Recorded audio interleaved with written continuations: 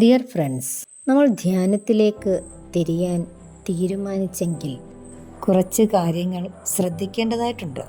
ഓരോ ചെറിയ കാര്യങ്ങളിലും നമ്മൾ ശ്രദ്ധ പതിപ്പിക്കണം.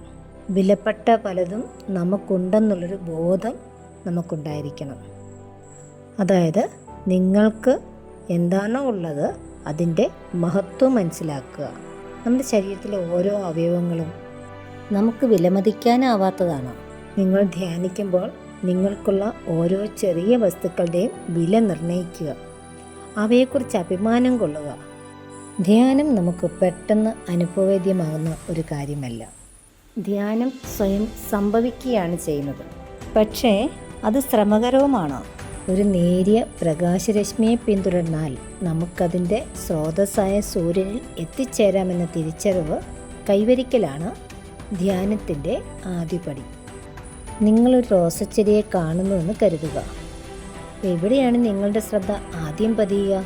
ചെടിയിലെ നൂറുകണക്കിന് മുള്ളുകളിലാണോ അതോ ചെടിയിൽ വിരിഞ്ഞു നിൽക്കുന്ന പൂക്കളിലാണോ? ഈ മുള്ളുകൾക്കിടയിലും മനോഹരമായ പൂക്കളെ വിരിയിക്കാനുള്ള ചെടിയുടെ കഴിവിൽ മതിപ്പ് തോന്നുന്നുവെങ്കിൽ നിങ്ങൾ നിങ്ങളുടെ അസ്തിത്വത്തോടെ അനുകൂല സമീപനം പുലർത്തുന്നയാളായിരിക്കും. ഈ സമീപനമാണ് ധ്യാന പരിശീലനം കൊണ്ട് നിങ്ങൾക്ക് ഉണ്ടാകേണ്ടത്. നമ്മൾ ധ്യാനം പരിശീലിക്കാൻ തീരുമാനിച്ചെങ്കിൽ സംസാരം പൂർണ്ണമായി കുറയ്ക്കുക. വർത്തമാന പത്രങ്ങൾ, റേഡിയോ, TV, സീരിയല്, മൊബൈല് തുടങ്ങിയവയിൽ നിന്നും ഈ ദിവസങ്ങൾ നിങ്ങൾ പൂർണ്ണമായിട്ട് വിട്ടുനിൽക്കണം.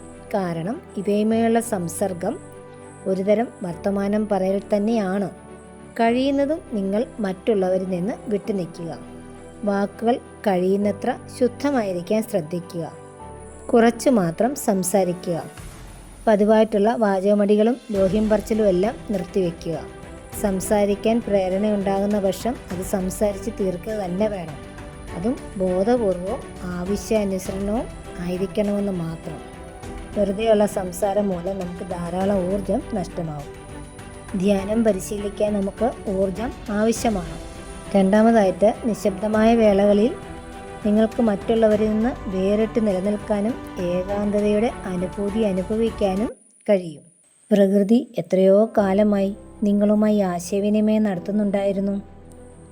ബഹുകാര്യ വ്യഗ്രതയിൽ ആമഗ്നരായിരുന്ന നിങ്ങൾക്ക് അത് കേൾക്കാനോ പ്രതികരിക്കാനോ കഴിയാതെ പോകുകയായിരുന്നു. നിങ്ങൾ നിശബ്ദരായി ഇരുന്നാൽ മാത്രമേ നിങ്ങളുടെ ആത്മാവിൻ്റെ ശബ്ദം നിങ്ങൾക്ക് ശ്രവിക്കാനാകൂ. നിങ്ങൾക്കിഷ്ടമുള്ളിടത്തൊക്കെ ധ്യാനനിമഗ്നനായിരിക്കുമ്പോൾ നിങ്ങൾക്ക് നിങ്ങളെ തന്നെ സ്വയം വിസ്മരിക്കാനാകും. നിങ്ങളും പ്രകൃതിയും ഒന്നുതന്നെയാണെന്ന് നിങ്ങൾക്ക് അനുഭവപ്പെടും. പ്രകൃതിയോട് നിങ്ങൾ എത്ര കൂടുതൽ അടുത്തിരിക്കുന്നുവോ അത്ര കണ്ട് നിങ്ങൾ പരാശക്തിയെ അടുത്തറിയുകയും ചെയ്യും. ധ്യാനം ഓരോരുത്തരും ഒറ്റയ്ക്ക് ഏർപ്പെടേണ്ട കാര്യമാണെന്ന് ഓർക്കണം. നിങ്ങളുടെ ശ്രദ്ധ അന്തരാത്മാവിൽ കേന്ദ്രീകരിക്കുക. നിങ്ങളുടെ അന്തരാത്മാവ് നിങ്ങൾക്കും പരാശക്തിക്കും മധ്യേ വർത്തിക്കട്ടെ. ഓഷോയുടെ ധ്യാനത്തിൻ്റെ പാത എന്ന പുസ്തകത്തിൽ നിന്ന്. Thank you.